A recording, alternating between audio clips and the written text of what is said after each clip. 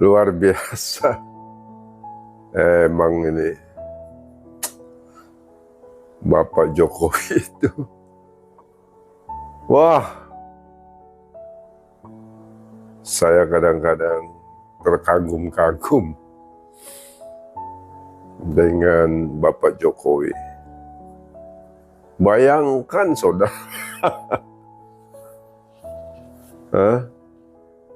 yang salah paham sama Bapak Jokowi itu bukan orang sembarangan loh. Mantan menteri, seorang romo, alim ulama, budayawan, mantan ketua KPK. Ya, inilah saudara, fakta bahwa nobody perfect. Makanya ketika saudara mau coba menghakimi orang, mau coba menggugat Jokowi, kalian harus periksa dulu, introspeksi. Siapakah saudara sesungguhnya yang ada di dalam sanubari? Kalau saudara sudah menelisik hidup saudara dengan benar, ya, baru boleh menghakimi. Saudara, saya mengingat satu cerita ketika Nabi Isa didatangi oleh para orang fasik dan para ahli Taurat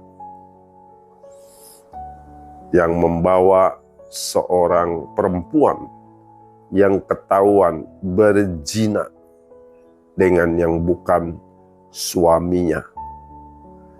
Maka perempuan itu menurut hukum pada saat itu harus dirajam sampai mati.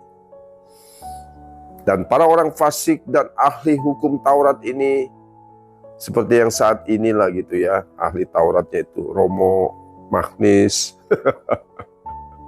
para orang-orang baik di negeri ini, membawa sang pelacur itu di hadapan juru selamat bernama Yesus sang tukang kayu, dan berkata sambil dengan maksud untuk menjebak, apa yang akan dilakukan oleh juru selamat ini?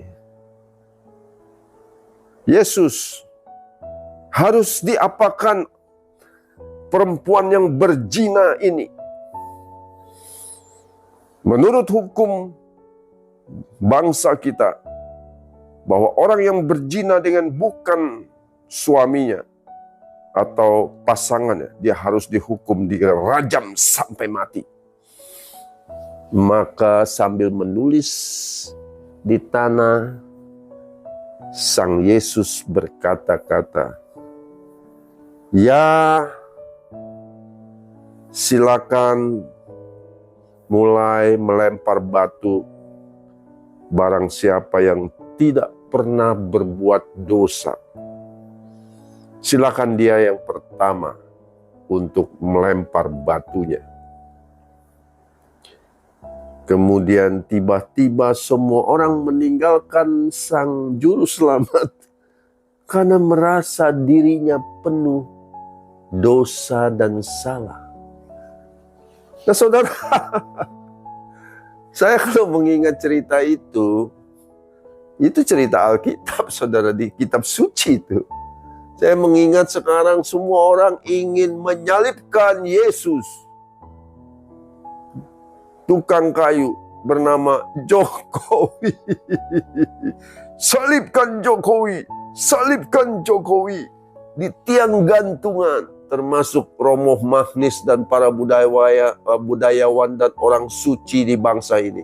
Salibkan Jokowi.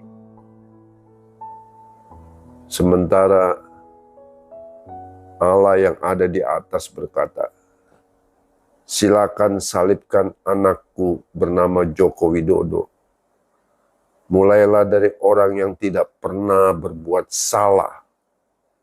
Saudara, tiba-tiba semua orang meninggalkan tukang kayu itu dan menyadari dirinya penuh dosa dan salah.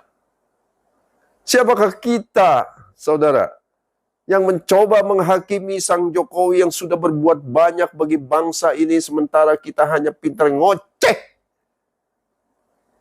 Kita itu hanya pintar menghakimi dan mempersalahkan.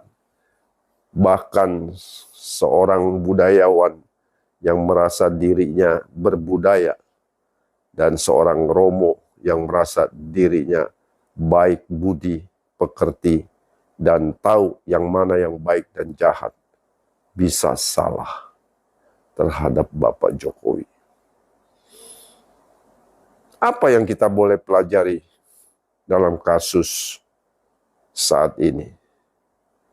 Bahwa sebenarnya kita sebagai manusia janganlah mudah untuk menghakimi orang. Periksa diri masing-masing. Kita tahu di dalam proses kontestasi Pilpres ini, 01, 02, 03 sedang berlomba-lomba.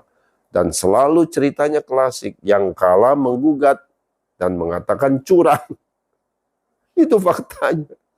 Jadi kalau Anda berada di 01 atau di 03, hati-hati saudara untuk menghakimi orang. Karena belum tentu orang yang dihakimi itu salah.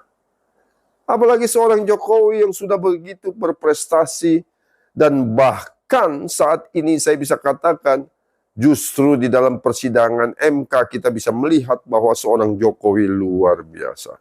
Betapa hatinya mulia. Dia tidak memakai dana untuk operasionalnya untuk dirinya sendiri. Tetapi dia pakai untuk membantu orang miskin dan rakyat Indonesia yang membutuhkan. Bukan bansos yang digembar-gemborkan para penggugat di MK. Nah itulah saudara. Fakta memang menyakitkan bagi jiwa yang picik. Fakta memang menyakitkan bagi hati yang tidak bersih. Periksa diri pada saat ini saudara. Inilah kesempatan kita untuk merenungi. Di dalam bulan suci Ramadan ini kita coba merenungi. Siapakah kita sebenarnya di hadapan Allah SWT? Kita adalah seorang manusia yang penuh hilaf, yang mudah berbuat salah, dan sulit berbuat baik. Dan saat ini kita melihat seorang figur bernama Joko Widodo, yang telah begitu banyak berbuat bagi bangsa ini. Cobalah Anda merenung sebelum hari kemenangan tiba, yaitu Idul Fitri. Maaf lahir batin, minal aidin wal faizin.